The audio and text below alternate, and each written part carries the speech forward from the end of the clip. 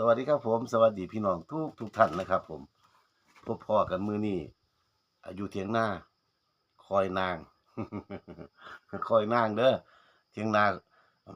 หน่อยคอยนางเพิ่นว่าแต่ว่าคือสิบ่มีมาดอกอยู่ผู้เดียว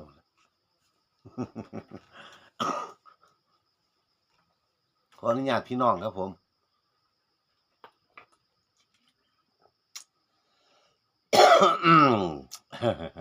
สิเว้านิทานกล่อมสู่ฟังมื้อนี้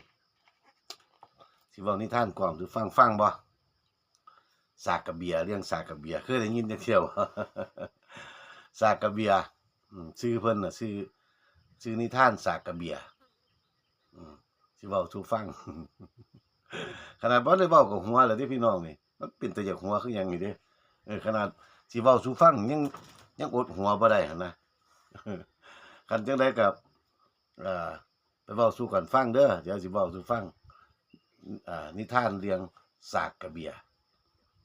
อืมสากกระเบียตำแก้วนี่แหมตำบักพริกตำบักฮุงเฮานี่นะ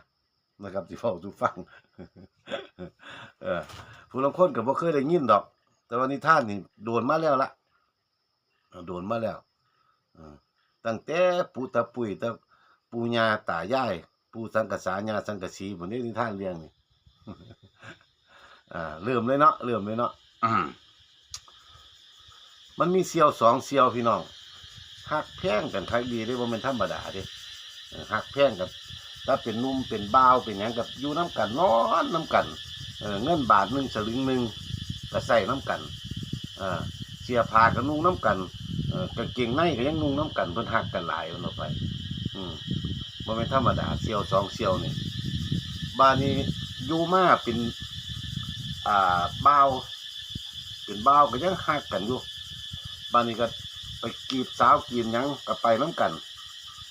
บัดนี้ต่างฝ่ายต่างได้ลูกได้เมียเด้บัดนี้แยกจากกันเด้บัดนี้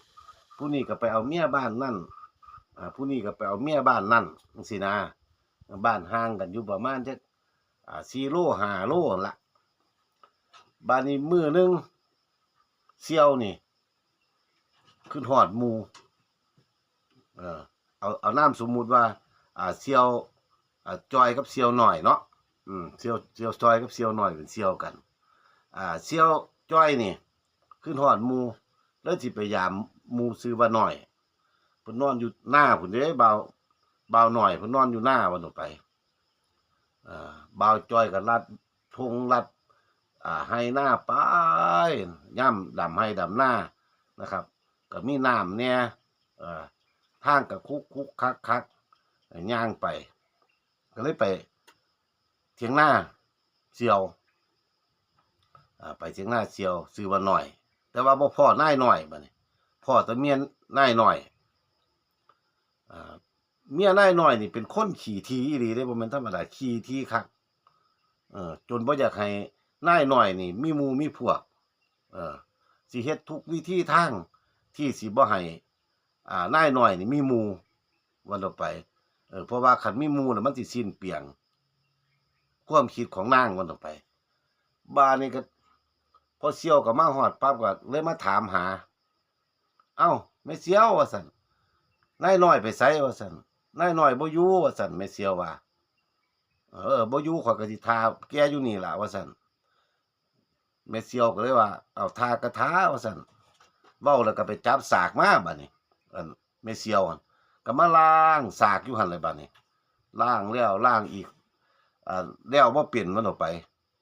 แล้วบ่เป็นบัดนี้พอเสี่ยวนี่นายจ้อยนี่ก็เลยใจว่าเอ๊ะแม่เสี่ยวนี่เป็นหยังคือล้างสากโดนแท้ว่าซั่นข้าวก็หิวข้าวเด้